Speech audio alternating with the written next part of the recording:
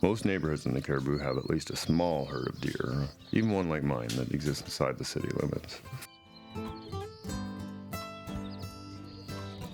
And I have to say, some people up here in the Cariboo love them, and others find them the bane of their existences. They'll eat all your flowers and most of your vegetable garden given even a slight chance.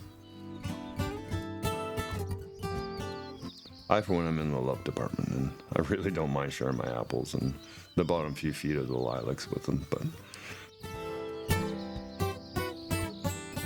I do think that my wife would prefer it if she could keep her sunflowers around at least for a while longer.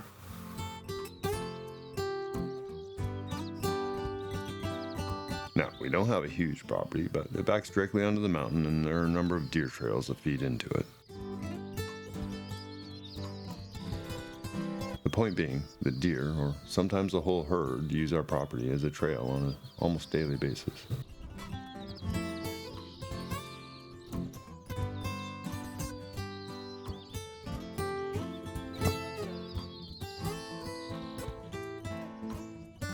One particular deer caught our attention last spring as he had a pretty severely broken leg, and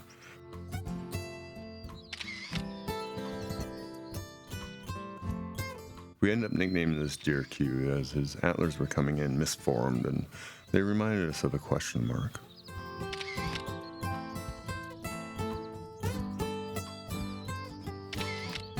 But to be honest with you, we didn't think Q would make it more than a couple of weeks. I mean, he was pretty thin and he looked to be in really bad shape. But Q surprised us, and watching him limp through our property every day kept us hopeful.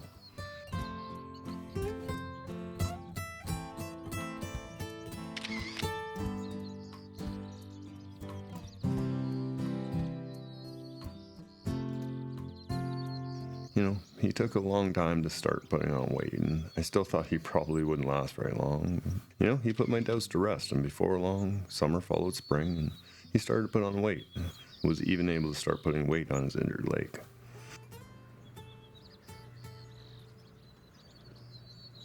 As summer turned into fall, Q and a bunch of the other deer disappeared for a while. Where they went, I'm not exactly sure. Better food source, I'm guessing. Anyway, I have to admit, I got pretty worried during that period. When I didn't see him for 2 weeks, I got even more worried, but after a month, I was starting to... I didn't think I'd see him again. But one morning when I was heading out, I saw him chewing on the neighbor's plants, and I have to say, that made my day. I even drove back to tell my wife, and I think it made her day as well.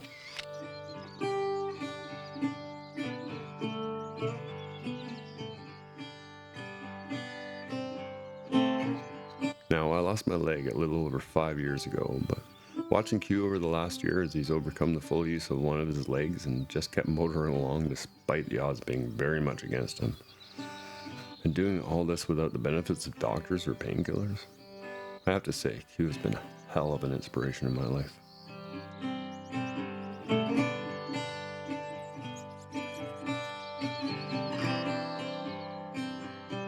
The winter has been fairly hard on Q, trying to get through the snow and the cold, but he's managed to keep his weight on.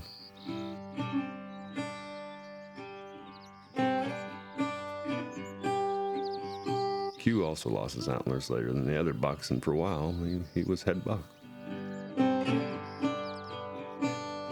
Unfortunately, he has lost his antlers now, and he's moved back down the ranks to 3rd out of 4. I don't think he really cares all that much.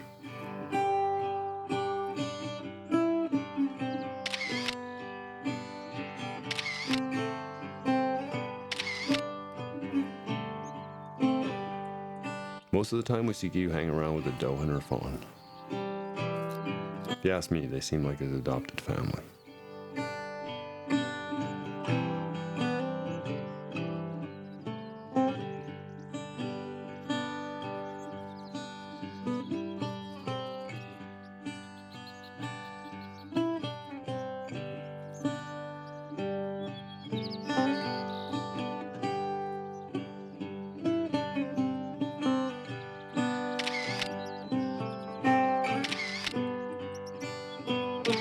Although for the last week he's been ousted to hang out with the other bucks, as the herds sometimes do.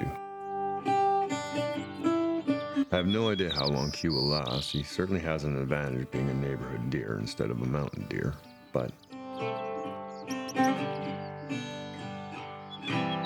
even here the odd cougar is sighted roaming around, and recently his injuries seem worse again. My hope is he'll keep beating the odds. I mean, the old deer can live for over 10 years after all.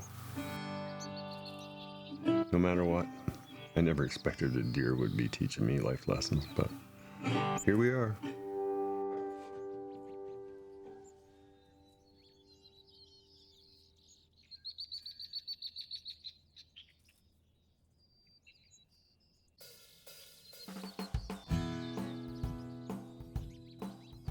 Obviously, it's wildlife that seems to be driving me in this pursuit of exploring the Cariboo.